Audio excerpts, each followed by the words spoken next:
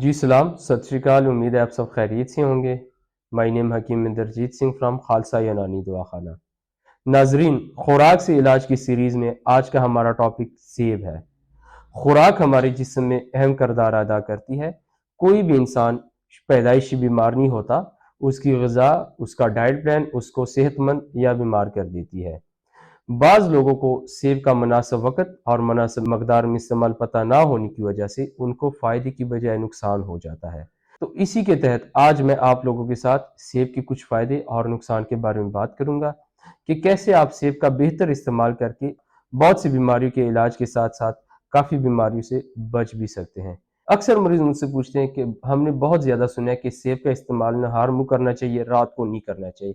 اس کی کیا وجہ ہے؟ نہار منہ سیب کھانے سے کیا فائدہ ہوتا ہے اور رات کو کھانے سے کیا نقصان ہوتا ہے؟ بلڈ پریشر کے مریض، شوگر کے مریض، کولیسٹرول کے مریض سیب کا استعمال کر سکتے ہیں یا نہیں کر سکتے؟ سیب کا استعمال ہمیں ہارٹ اٹیک سے کیسے بچا سکتا ہے؟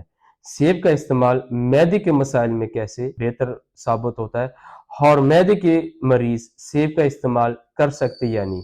اگر کر سکیں تو کن حالتوں میں، کتنی مقدار میں ان کو کرنا چاہیے تاکہ ان کے معدے کے مسائل میں افاقہ ہو، آرام ہو۔ اگر آپ لوگوں کے یہی سوال ہے تو یہ ویڈیو آپ لوگوں کے لیے ہے۔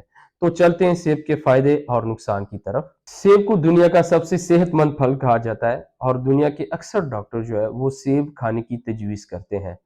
سیب میں basically vitamin C, potassium, vitamin K, copper, vitamin A, vitamin E موجود ہوتا ہے۔ اکثر ڈاکٹر سیب کھانے کی تجویز اس لیے دیتے ہیں کیونکہ سیب میں ہائی قسم کا اینٹی آکسیڈنٹ اور خاص قسم کا فائبر موجود ہوتا ہے جو ہمارے جسم کے لیے بہت زیادہ فائدہ مند ہے۔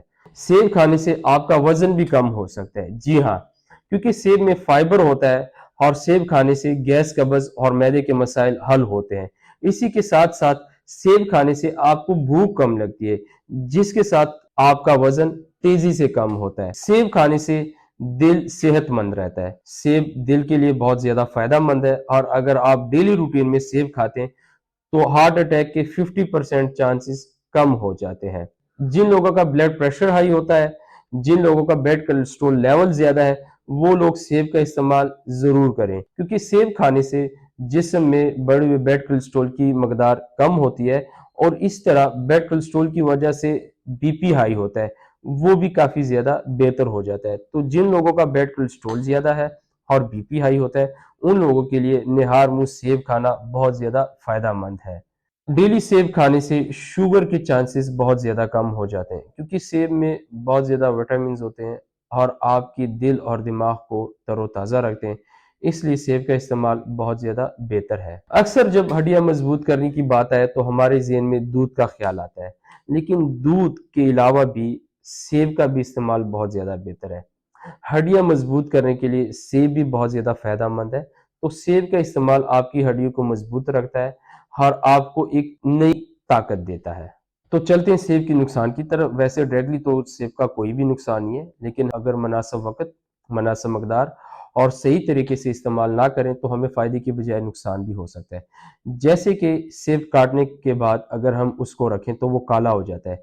کالا سیب کھانے کی وجہ سے ہمیں فائدے کی بجائے نقصان ہو جاتا ہے، تو ہمیں چاہیے کہ ہم سیب جیسے ہی کاٹیں فوراً کھائیں۔